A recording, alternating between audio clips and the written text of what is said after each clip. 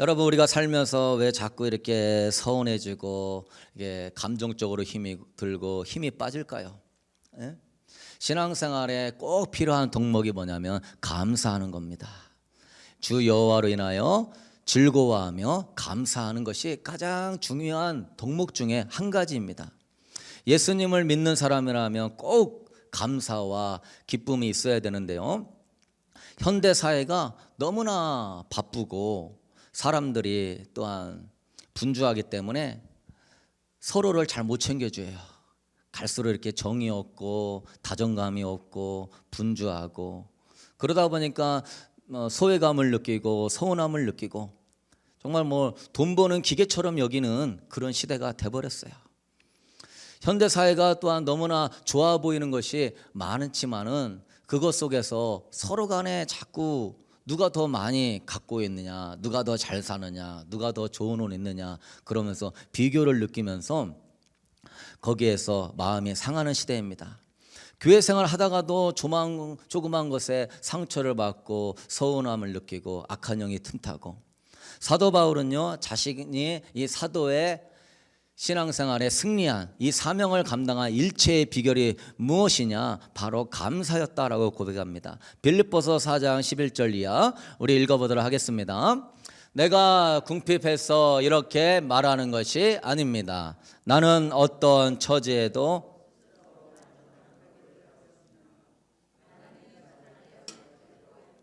풍족하게 살 줄도 압니다. 배부르거나 굶주리거나 풍족하거나 궁핍하거나 그 어떤 것에도 적응할 수 있는 비결을 배웠습니다. 아멘. 우리 교회도 나중에 기회가 되면은 표준 세번역으로 성경을 싹 바꿨으면 좋겠어요. 예, 교회가 사가지고 성도들이 일정 부분 부담하고 훨씬 더 성경을 잘 풀어나가지고 은혜롭습니다. 자, 여기 보면은 내가 궁핍해서 이런 말이 하는 것이 아닙니다. 나는 어떤 처지에도 스스로 뭐 하는 법을 배웠다? 만족하는 법. 우리 개역 성경에는 자족하는 법을 배웠다. 우리 믿음의 사람 그리스도인은 어떤 사람이 되었냐? 모든 환경 속에서도 스스로 만족할 수 있는 법을 배울 수 있게 되기를 축복합니다. 우리는 다양한 상황과 다양한 환경과 다양한 사람들을 만나는데 그 속에서도 일체의 나는 비결을 배웠다. 개역개정에는 일체의 비결이라 말하고 표준 세번역에는 뭐냐 그러면은 적응할 수 있는 비결을 배웠다. 누구를 만나고 어디를 가고 무엇을 해도 금방금방 나는 적응해낸다. 그게 무엇에 나오냐? 나는 스스로 만족한다. 주 안에서 스스로 나는 자족한다. 다른 말로 하면은 그리스도에 합력하여 선을 이루실 주님을 바라보며 나는 늘 감사한다. 사랑하는 성도 여러분, 어떠한 상황 속에서 빨리 우리 적응하고 만족할 수 있는 비결은 뭐냐? 하나님 앞에 감사하는 마음을 늘 회복할 수 있게 되기를 축복합니다. 네, 그런 여러분 되십시다.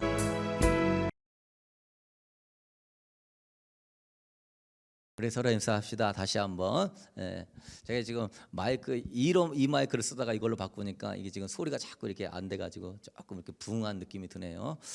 자, 우리 서로 한번 다시 한번 죄송하지만 인사하십시다. 주 안에 감사하십시다. 아멘. 예. 그래서 예수님 잘 믿는 사람은 어떤 사람이냐? 모든 처지나 환경 속에서 일체에 적응할 수 있는 비결을 배운 사람. 누구 안에서? 주 안에서. 주 안에 있으면은 여러분 동굴 속에 숨어도, 또한 홍해가 앞에 있어도, 또한 사자굴 속에 들어가도 적응하는 줄로 믿습니다. 대단한 능력이 있어요. 내가 아프고 굶주리고 헐벗어도 주 안에 있으면은 일체에 적응할 수 있는 비결을 배우게 되는 것이죠. 그게 바로 부정적인 에너지를 긍정적인 에너지로 빨리 바꾸는 거. 신앙생활은 실천을 잘하는 겁니다. 듣지만 말고 실천하게 되길 축복합니다. 그 실천하는 순간에 내 삶이 바뀌는 걸 느끼는 거예요. 내 마음이 바뀌는 거예요. 내 생활이 바뀌는 거예요. 그만큼 하나님의 말씀은 실천적이고 굉장히 내 삶을 풍요롭게 해주는 귀한 말씀입니다. 우리는요, 살다 보면요, 사사로운 것에 마음이 상해요. 자녀들이 방을 어지러 눕혀놓고 치우지 않으면 마음 상하고, 설거지 했는데 대충 하면 마음 상하고, 누구랑 통화를 했는데 약간 말투가 그러면 마음 상하고, 누구랑 인사를 나눴는데 나를 못 본 채 하면 마음이 상하고, 응? 아침에 일어나는데 괜히 우울해지고 따분한 생각이 들면 마음이 울적해지고, 또 갑자기 과거가 생각나가지고 과거를 생각하면 또 내 삶이 비참해지고 불쌍한 인생이라는 생각이 들고. 여러분, 우리는 자꾸 외형적인 조건을 생각하는데요, 삶의 형편이 어떠하든지 간에 여러분, 감사하는 인생은 행복한 줄로 믿습니다.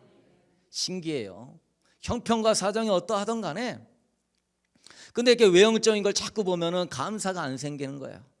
주여, 조금 더 넓은 집에서 살게 해주십시오. 주님, 우리 자녀가 좀 더 잘되게 해주십시오. 좀 더 출세하게 해주십시오. 이런 것이 되면, 이런 것이 되면, 이런 것이 되면, 그러면 그것이 되면은 우리가 만족하고 감사하나요? 그렇지 않아요. 더 잘 사는 사람도 많고 더 잘 되는 자녀들도 많으니까 계속 욕심이 높아가요. 우리 교회가 작고 인원이 적다 할지라도 서로 사랑하고 서로 웃어주고 서로 기도해주고 서로 존중해주고, 그러면 행복한 교회가 되는 줄로 믿습니다. 조건이 우리를 행복하게 하는 게 아니라 서로 마음을 나누고 사랑하면, 감사하면 행복해지게 되는 것이죠. 오히려 불행한 인생은 뭐냐? 많은 걸 누리는데도 감사가 없는 사람, 많은 걸 가지는데도 만족이 없는 인생, 계속 그것을 얻기 위하여서 에너지를 소비하면서 부정적인 생각에 사로잡힌 사람, 맨날 마음이 지치고 맨날 만성피로에 빠지고 삶이 힘들게 되는 겁니다.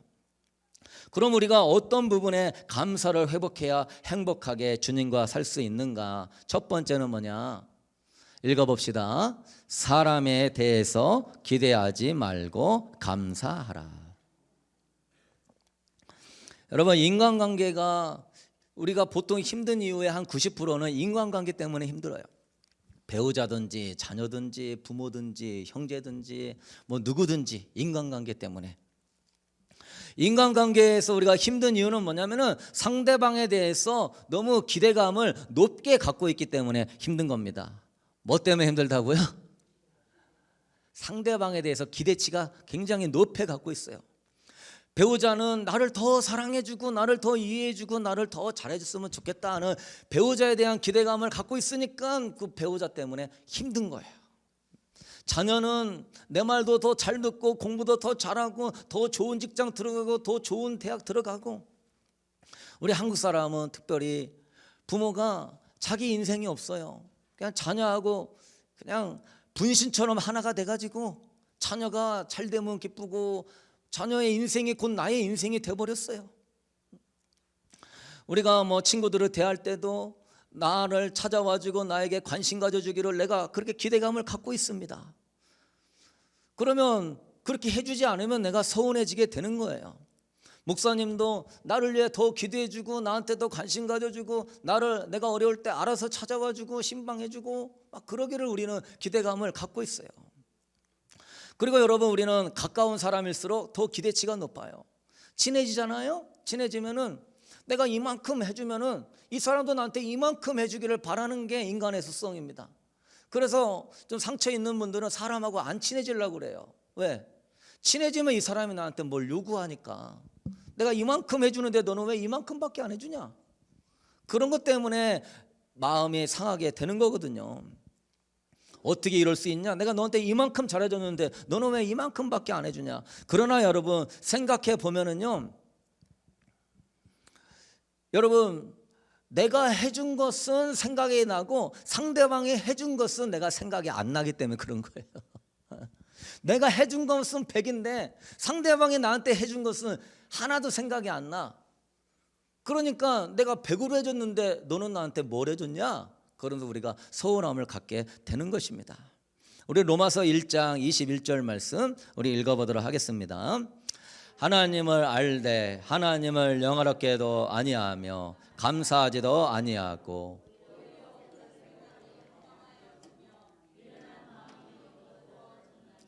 아멘. 여기서 감사하지 아니하니까 생각이 허망해지고 미련한 마음이 어두워졌다. 감사를 안 하니까. 우리가 하나님께 받은 은혜가 어마어마한 줄로 믿습니다. 아멘. 근데 하나님께서 주신 우리가 그 은혜, 우리가 예수 그리스도의 보혈을 통하여 구원받은 것만 해도 영원히 감사하고 찬양하고 열정적으로 예배해야 될 줄로 믿습니다. 그런데 이 받은 은혜에 감사를 잃어버리잖아요. 그럼 이 사람이 생각이 어떻게 됩니까? 허망해지는 거예요. 허망해져. 마음이 어두워져요. 그러고선 하나님 앞에 주님 뭐 하고 있는 겁니까? 주님 내가 이렇게 기도하는데, 내가 이렇게 주님을 위해서 열심히 살았는데 하나님은 살아계신 겁니까? 불평하고 원망하기 시작해요. 감사를 잃어버리니까 생각이 허망해져 가지고 하나님이 나한테 해준 거는 하나도 안 생각나고 그냥 내 마음에 허망한 마음으로 허망한 말과 생각을 하고 있는 것입니다. 여러분, 부모님께도 마찬가지예요. 부모님이 우리가 커가면서 옛날 부모님 그렇게 에티켓 있게 매너 있게 자녀들 키우지 못했어요. 그러지만 하루 종일 밭농사하고 논농사하고 힘들게 하면서 형제들 5명, 6명, 10명씩 작게 키우려고 애를 썼어요. 그래서 옛날 부모들 보면은 다 허리가 꼬부러져 있고 엄청 고생하며 살았어요. 근데 우리는 허망한 생각을 해요. 부모가 나한테 잘해준 거는 하나도 생각이 안 나고, 부모가 나한테 해준 게 뭐가 있냐? 나 어려울 때 힘들 때 해준 게 뭐가 있냐?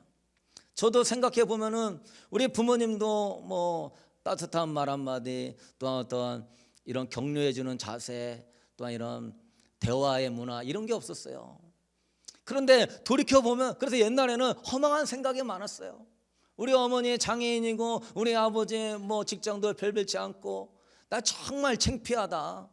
정말 나는 그래서 부모님의 학력을 속이고 부모님의 직장을 속이고 허망한 생각이 잘뜩 들어갔고 부모님 막 피해 다니고 사람들한테 거짓말하고. 그렇지만 예수 믿고 이제 감사하는 마음이 회복되어지니까 어제도 이 말씀 준비하는데요, 얼마나 부모님께 감사하든지 여러분을 낳아주고 길러주고 이만큼 아프지 않고 팔다리 건강하게 있는 것만 해도 주님 부모님의 은혜인 줄로 믿습니다. 예. 그리고 우리 어머니가 새벽마다 그 우적 써가면서 자식을 위해서 기도하는 그 기도가 있었기 때문에 내가 죽을 고비를 여러 번 넘기고 이단에 빠질 뻔한 적도 넘기고 사업 실패로 자살을 생각할 때도 넘기고, 참 어머니의 기도와 부모의 사랑으로 내가 이만큼 있는 거구나. 근데 감사를 잊어버리면 허망한 생각이 들어와가지고 자꾸 기대치가 높아지죠. 부모님 나한테 해준 게 뭐가 있니? 배우자가 나한테 해준 게 뭐가 있니? 감사를 잃어버리면은요 허망한 그런 인생이 돼버리게 되는 것입니다. 여러분, 상대방에 대해서요 기대하기보다 감사할 수 있게 되기를 축복합니다. 배우자가 해준 게 뭐가 있니? 얼마나 배우자가 해준 게 많아요. 나 믿고 결혼해 준 것만 해도 감사한 거예요.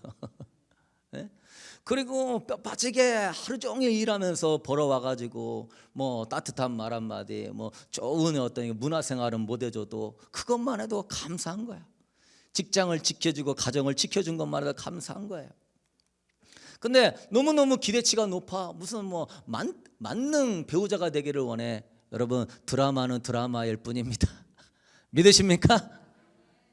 요새 뭐 연예인 무슨 다큐 탐구 나오는데 그 사람 다 각본 써서 하는 거예요.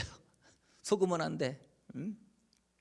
그래서 여러분, 허망한 생각 들어가지 말고 하나님 정말 세상적인 거 안 준다고 서운하게 생각하지 마세요. 남들과 비교해가지고 주님 저 사람은 예수님을 안 믿어도 그렇게 잘 사는데 나는 예수 믿는데 왜 이것밖에 못 살아요? 왜 우리 가정은 이만큼밖에 못 살아요? 나는 잘 안 풀리는 것 같은데 예수 제대로 못 믿는 사람은 잘 풀리는 것 같아. 예수의 이름으로 허망한 생각은 떠나갈 지어다. 하나님의 은혜를 생각하면은요 우리가 감사할 것밖에 없는 줄로 믿습니다. 시편 50편 23절 읽어보도록 하겠습니다. 감사로 제사를 드리는 자가 나를 영화롭게 하나니 그의 행위를 옳게 하는 자에게 내가 하나님의 구원을. 내가 받은 은혜가 얼마나 많은데, 기도할 때마다 은혜 주고 예배 드릴 때마다 나를 위로해 주고 안아주고 하나님의 때를 따라서 공급해 주시고 여러분을 인도해 주시고. 여러분, 우리는 알아야 돼요. 남을 따라가려고 하지 말고 하나님 안에서, 주님의 믿음의 페이스 안에서 감사할 수 있게 되길 축복합니다. 꼭 남을 막 따라가려다가 거기서 막 자꾸 기대감이 생기고, 왜 저 사람하고 나하고 비교가 되고. 그 사람은 그 사람의 삶이에요. 그 인생은 그 인생이고 내 인생은 주님과 함께 믿음의 페이스를 걸어가면 족한 줄로 믿습니다. 저 사람은 뭐 했는데 갑자기 땅 투자해가지고 땅이 10배로 올랐대. 저 사람은 뭐 해가지고 갑자기 주식 투자했는데 100배로 올랐대. 자꾸 비교가 들어가면서 허망한 마음이 들어오면서 하나님은 나한테 해준 게 뭐냐, 이런 식으로 나가는 경향들이 있어요. 여러분, 우리는요 감사로 주님께 영광을 돌리면서 주님과 동행하면 족한 인생인 줄로 믿습니다. 성공하고 승리해도 하나님께 감사를 잃어버리면 허망한 인생이 되는 거예요. 그러나 라면 하나 끓여 먹고 우리 가면 힘들어도 예수 안에 주님께 영광 돌리면 최고의 인생인 줄로 믿습니다. 감사가 없다는 것은 그만큼 내가 욕심이 많다는 거예요. 하나님에 대해서 너무 기대치가 높아. 예수님 믿으면은 63빌딩은 줘야지요. 예수님 믿으면은 이거는 해줘야죠. 지금 몇 년 동안 내가 몇십 년을 주님 믿고 있는데. 사람에 대해서도 막 기대치가 막 높아. 아담과 하와가 선악과를 따먹었어요. 6일 동안 하나님이 천지를 창조하고 세상을 정복하고 다스리는 권세를 줬는데 저 선악과 하나 안 준다고 막 서운한 마음이 들어가는 거야. 허망한 생각이 들어가는 것이죠. 창세기 3장 6절 우리 읽어보도록 하겠습니다. 여자가 그 나무를 본즉 먹음직도 하고 보암직도 하고 지혜롭게 할 만큼 탐스럽기도 한 나무인지라. 여자가 그 열매를 따먹고 자기와 함께 있는 남편에게도 주매. 아담과 하와가 선악과 왜 따먹었어요? 네, 보암직스럽고 먹음직스럽고 막 탐스럽게 생기고. 그가 주님이 주신 은혜는 싹 까먹고 하나님이 6일 동안 아담과 하와를 위해서 그만큼 창조해 준 겁니다. 에덴 동산을. 거기 에덴 동산의 그 지구의 주인이 아담과 하와예요. 아담이 혼자 있는 게 하나님이 마음이 아파가지고 수술해가지고 그 갈빗대 떼어놔가지고 하와를 만들어서 하나님이 결혼식도 시켜줬어요. 모든 걸 다 정복하고 다스리는 권세도 주고 하나님이 동행해 줬어요. 근데 어느 순간에 감사를 잊어버렸어. 하나님에 대해서 너무 기대치가 높네. 왜 저건 안 줘요? 에? 여러분, 욕심이 많은 사람일수록요 감사가 없습니다. 뭔가 굉장히 기대치가 많은 사람일수록 감사가 없어요. 그러면 자기 자신의 마음이 평안하지 않아요. 자기 자신의 마음이 행복하지 않아요. 하나님의 영광을 받지 못해요. 우리가 예수 그리스도 안에 있는 것만 해도 여러분 감사하며 하나님을 영화롭게 하게 되길 축복합니다. 감사를 잃어버린 순간에 악한 영이 딱 틈타고 들어오는 것이죠. 네? 합리적으로. 저도 미국에 올 때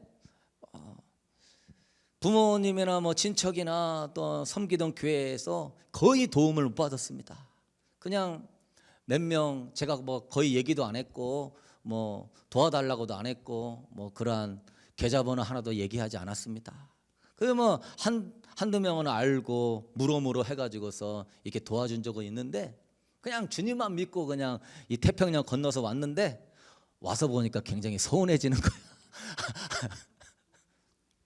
막 서운해져. 아유, 우리 부모님 어디 이럴 수 있어. 형제간이 여럿이 있는데 누구는 다 신경 써주고 나는 덜 신경 써주고 사이라고 그러나 교회는 그렇게 나 부교육자로 막 나중에 뭐 하면은 다 해줄 것 같이 말해놓고는 막상 하니까 뭐 갈 사람은 가고, 예? 전혀 신경 안 써주고 막 서운함이 막 올라와. 여러분, 서운함과 이러한 답답함이 올라올 때요, 이길 수 있는 비결은요, 여러분, 감사하면서 사람이나 그 누구에게 기대하지 않게 되길 축복합니다. 기대감이 없어야 돼요. 할렐루야. 저도 여러분도 저한테 기대감을 너무 갖지 말고 저도 여러분한테 기대감을 많이 안 가져요. 그냥 믿음으로 격려하고 축복하지. 왜? 기대감을 갖는 것만큼 그거 안 해주면 서운해지거든. 그러니까 사람과의 관계가 편안하지 않는 거야. 기대하지 않고 있다가 이 사람이 나한테 잘해주면요, 뜻밖의 감사가 올라가고 더 기뻐지고 행복해지게 되는 것입니다. 서운해지면은 악한 영만 역사하니까. 교회에서도 여러분 은혜 많이 받아도요, 뭐 예전에도 진짜 막 예배 금요 예배들은 막 울고 막 하나님밖에 없어요 이래도 나중에 보면은 꼭 뭐 한 가지 서운한 거 그것 때문에 그게 계속 마음에 힘들어 가지고 별것도 아닌 거예요. 그냥 사소한 건데 그것 때문에 이 서운해져 갖고 교회를 못 나오는 분들이 있었어요. 너무나 이 답답하고 가슴 아픈 일이었어요. 사랑하는 성도 여러분, 우리가 인간관계 속에서요, 이 상처와 아픔이 참 많은 영역에서 얻게 되는데요, 오늘 1번 기억하십시다. 사람에게 기대하지 말고 여러분 주님만 바라보며 감사하는 여러분 되기를 축복합니다. 네, 그러면 참 마음이 편해요. 두 번째는 뭐냐면요, 우리 마태복음 7장 12절 읽어보도록 하겠습니다. 그러므로 무엇이든지 남에게 대접을 받고자 하는 대로 너희도 남을 대접하라. 아멘. 우리가 이제 인간관계를 주 안에서 어떻게 은혜롭게 하면서 우리가 시험 들지 않고 신앙생활 잘하는가 이야기합니다. 상대방 입장을 자꾸 생각하고 감사하는 여러분 되셔야 돼요. 우리가 인간관계에서요, 무슨 말을 듣거나 어떤 대우를 받으면 기분이 이렇게 안 좋아지거든요. 그러면 이제 생각이 잠겨요. 내가 카톡을 보냈는데 답장이 없어. 그러면 생각이 굴러가요. 나를 미워하나? 나를 무시하나? 내가 싫은 건가? 설교를 들었는데 목사님이 나 들으라고 설교를 한 것 같아. 저는 여러분 들으라고 절대 설교 안 합니다. 믿으십니까? 저는 누구를 생각하고 설교하잖아요. 왜? 인간은 영물이기 때문에 내가 누구를 생각하고 설교하잖아요. 그 사람이 정확하게 알고 있어요. 그걸 내가 여러 번 경험했기 때문에 절대 누구 생각하며 설교하지 않습니다. 믿으시기 바랍니다.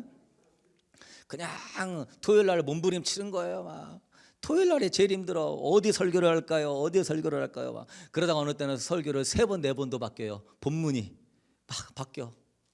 그래가지고 주님의 인도하심 안에 설교하는 거니까요. 그런데 나 들으라고 설교하는 것 같대.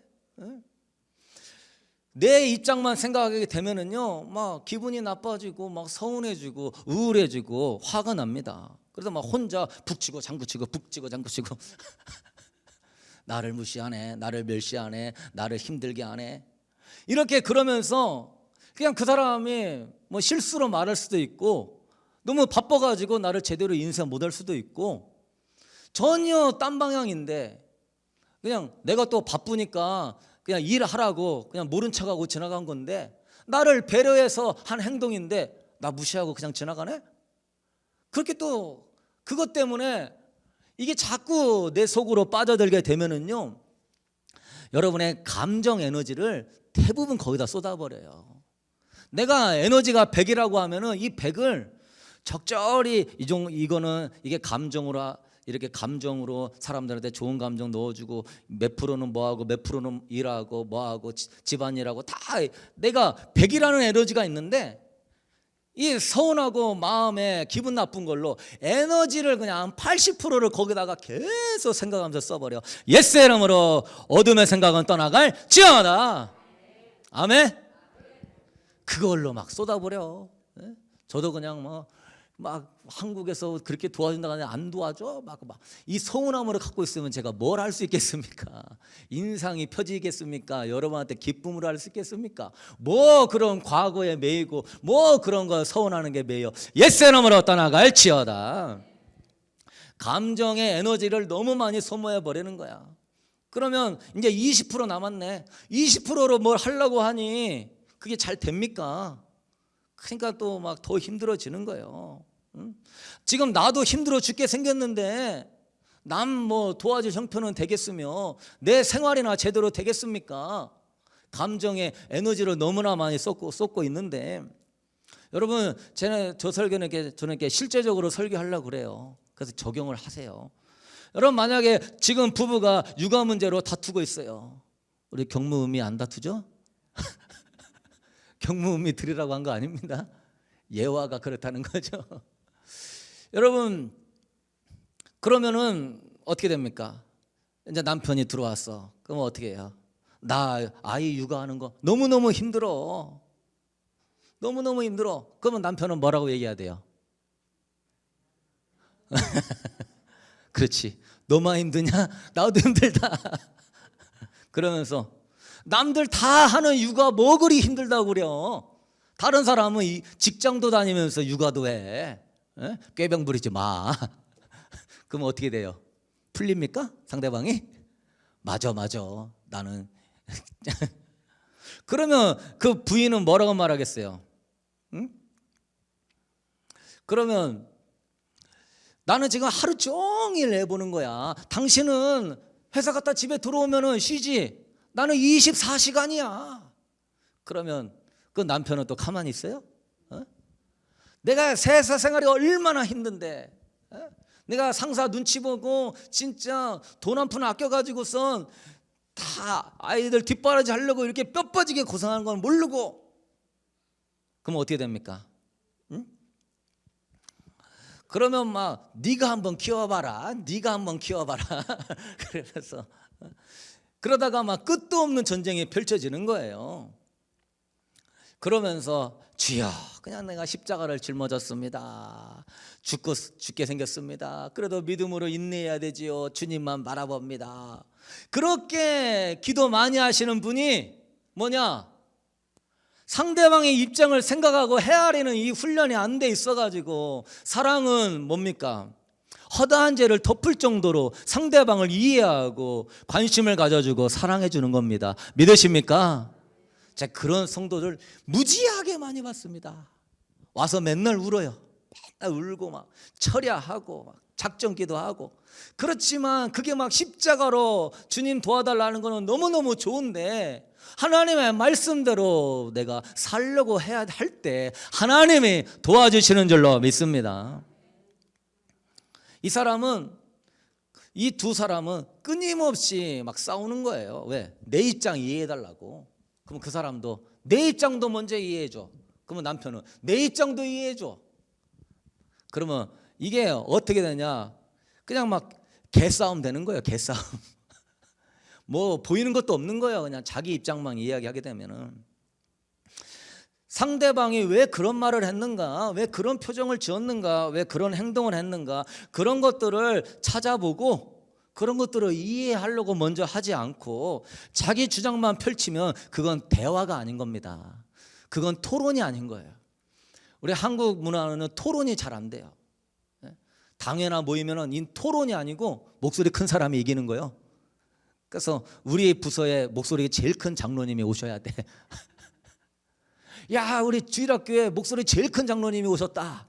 그러면 이제 교사들이 힘을 얻는 거예요. 막 장로님, 목사님한테 들어다 당회할 때요. 우리가 지금 재정이 얼마나 어렵고 뭐한테 얘기해 주십시오. 그럼 막 목소리 큰 장로님 나가지고 막 빡 얘기하게 되면은 내가 한마디 하니까 다 도와준대. 와, 우리 장로님 할렐루야. 무슨 지금 뭐 대한민국 국회를 보는 것 같은 느낌이 드는. 응? 여러분 끊임없는 이게 토론이 아닌 거예요. 개싸움이 펼쳐지는 거예요. 그럴 때 여러분 우리는 어떻게 해야 돼요? 응? 입장을 바꾸고 생각할 수 있게 되기를 축복합니다. 이거 안 되면 그냥 평생 그 사소한 거 하나 때문에 내 입장만 고집하고 주장하다가요 같이 물고 뜯고 멸망하는 겁니다. 입장을 바꿔놓고 생각해 보세요. 아내가 그런 말 했어. 그럼 내가 아내라면 어떨까? 그러면 아내 입장 생각, 아이고 진짜 그렇네. 하루 종일 애만 보고 친구도 못 만나고 뭐 어디 내가 여가 생활도 못하고 밤에도 애 깨면 가서 우는 애 달래고 남편 깰까 봐 조용조용히 시키고. 아내의 입장을 알면 남편이 거기다 다 이해가 가면서 여보 고마워 하면서 안아주는 거예요. 할렐루야. 그러면 여자는 남편의 입장을 생각해 보세요. 상사 눈치 봐가면서 한국은요 55세만 되면은요 명퇴를 해야 돼요. 요새는 50세만 넘어가도요 저 사람 여기서 말뚝 박을라나 왜 이렇게 오래 있어. 한국은 그래요. 미국은 뭐 70세까지도 일어나. 한국은 그렇지 않아요. 치열하다기 때문에 자꾸 눈치를 줘요. 눈치 보는데 저 남자 한 푼이라도 더 벌려고 참 애쓰고 있구나 생각하면 남편 고마워 하면서 뭔 얘기하면 그거를 투정으로 받아들이는 거예요. 그냥 힘들다 이거 투정을 하는구나. 그래 나라도 안아줘야지. 그래 얼마나 많이 힘들어 얼마나 많이 어려워. 그냥 아무 말 하지 말고 들어주고 안아주고 축복해주고 그러면요 상대방도 다 우리 가정 형편과 사정을 다 알아요. 이해하고 풀리게 될 줄로 믿습니다. 그렇게 우리가 신앙생활을 해야 돼요. 자 여러분 직장에서 상사랑 갈등이 있어요. 그럼 어떻게 해야 돼요? 상사 입장을 한번 생각해 보세요. 상사 입장을 하면은요 보는 눈이 달라지는 겁니다. 내가 지금 대리일 때 나는 막 이런 거 저런 거 보는데요 내가요 한 부장쯤 되는 입장에서 보면은요 관점과 생각이 달라지는 거예요.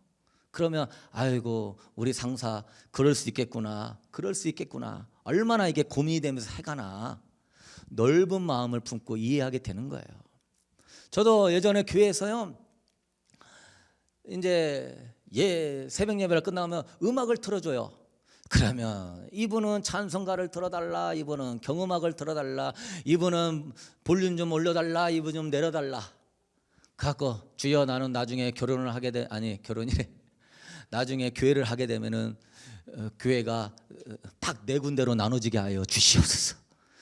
여기서 시끄럽게 하는 사람은 이쪽에 모이고 가운데에다가 칸막이 놓고 조용히 예배드리는 사람이 이쪽에 모이고 찬송가 좋아하는 사람은 저 뒤로 가 있고 새로운 경험학 CCM 들어가면 뒤에 가 있고 갖고 기도할 때 되면은 다 따로따로 틀어주는 거야. 여러분 교회에서도 그럽니다. 여러분의 입장에서는 막 경험과 가치관에 이렇게 해야 은혜 받는 거 저렇게 해야 은혜 받는 거 생각하지만 여러분의 목회자의 입장에 한번 들어오면은요 또 생각이 달라지게 돼 있는 겁니다. 그리고 저도 여러분한테 이해받으려고 하지 말고 저도 여러분의 입장을 이해하고 여러분의 삶을 이해하고 교회를 생각해서 그러는 거구나. 정말로 저 사람이 조금 울컥해서 얘기는 했지만 정말로 교회하는 마음 생각하는 마음으로 이렇게 했구나. 우리 사랑하는 성도 여러분, 우리가 대화를 해도 발전이 없는 이유는 뭐냐면은 상대방의 말을 안 듣고 자꾸 내 말만 하려니까 발전이 안 되는 거예요. 우리가 왜 변화가 되지 않냐? 주님이 하시는 말을 안 듣고 내 말만 주님께만 해대니까 내가 변화가 안 되는 거예요. 사랑하는 성도 여러분, 말 많이 하고 내가 말로 뭘 한다고 해서 그 사람의 신앙생활 훌륭한 게 아니라 하나님의 말씀을 들으려 하고 주의 말씀을 들으려 하고 상대방의 말을 들으려고 하는 성숙한 신앙인 될 수 있게 되기를 축복합니다.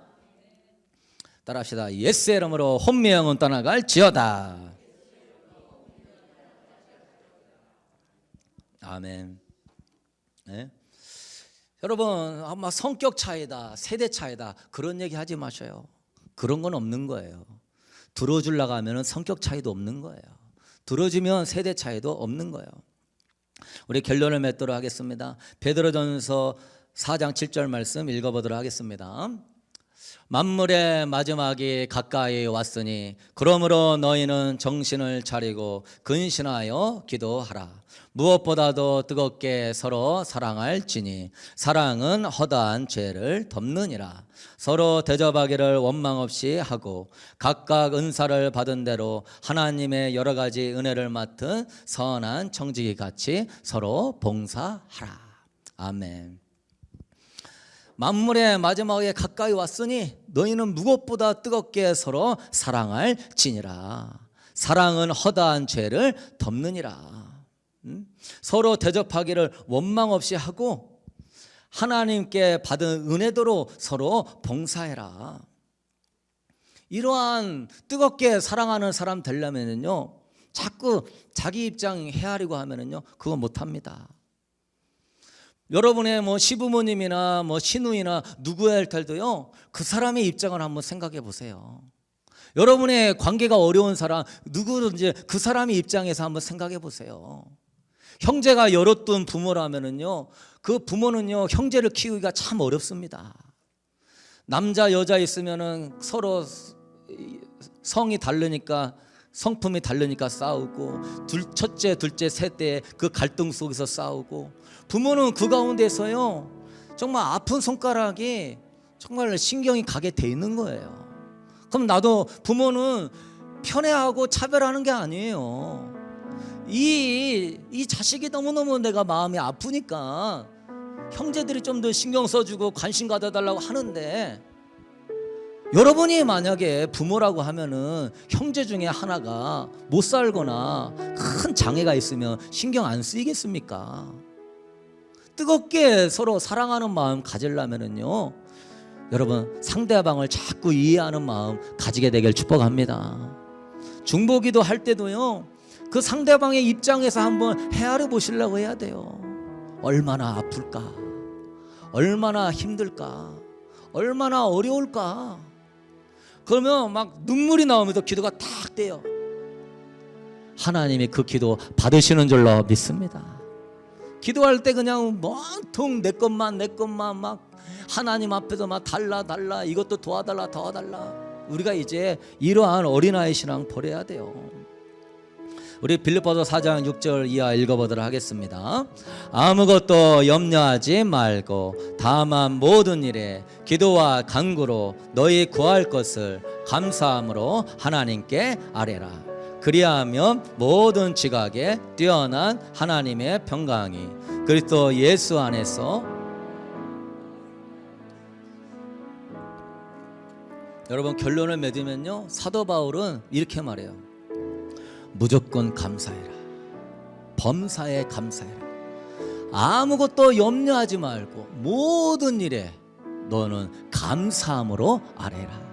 여러분 기도할 때 감사하며 기도하게 되길 축복합니다. 어떤 분은 그래요. 감사할 거리가 있어야 감사하죠. 기도에 응답이 있어야 감사하죠. 그 사람이요, 기도 응답 받아도 감사 잘 안 합니다. 그 사람이요, 잘 돼도 감사 잘 안 합니다. 왜?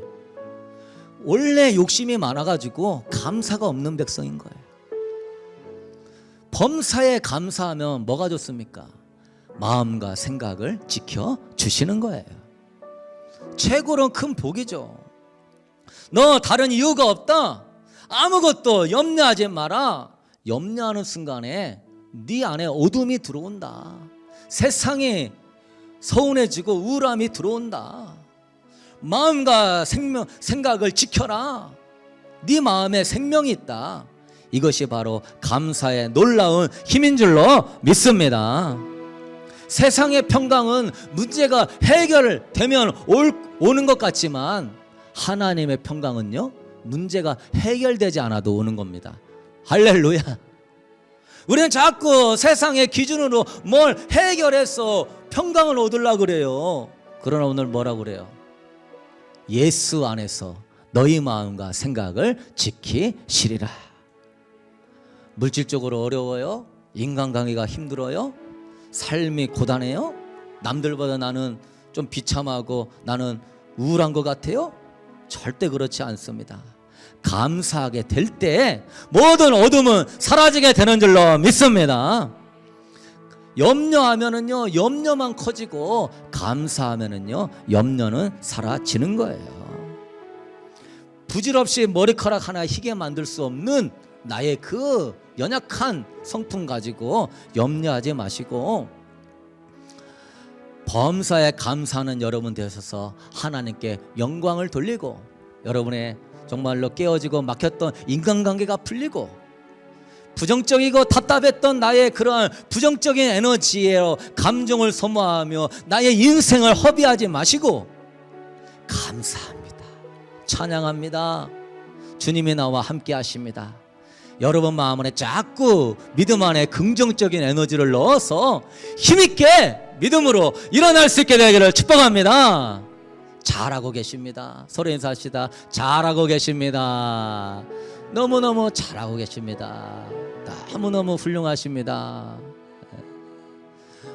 어제 한국에서 어떤 분이 카톡으로 딱 보내줬는데 목사님 이러고저러고 해서 은혜가 된다고 써놨는데 얼마나 내가 격려가 되는지 모르는 사람이지만 캡처 떠났어요. 이제 맨날 읽어야지. 거기서 저도 그냥 매일같이 이렇게 하다 보면은요 막 저도 인간인지라 겉으로는 멀쩡한 것 같아도 그렇지 않습니다. 저도 인간이고 사람이고 여러분도 다 우리는 죄인일 뿐이에요. 믿으십니까? 자꾸 격려해주고 위로해주시고 축복해주시고 그래서 이런 부정적인 에너지 싹 뽑아버리고 이 안에 힘을 얻으면서 일어나서 여러분의 가정을 바꾸고 자녀를 바꾸고 인간관계를 바꾸고 하나님의 영광을 볼 수 있게 되기를 축복합니다.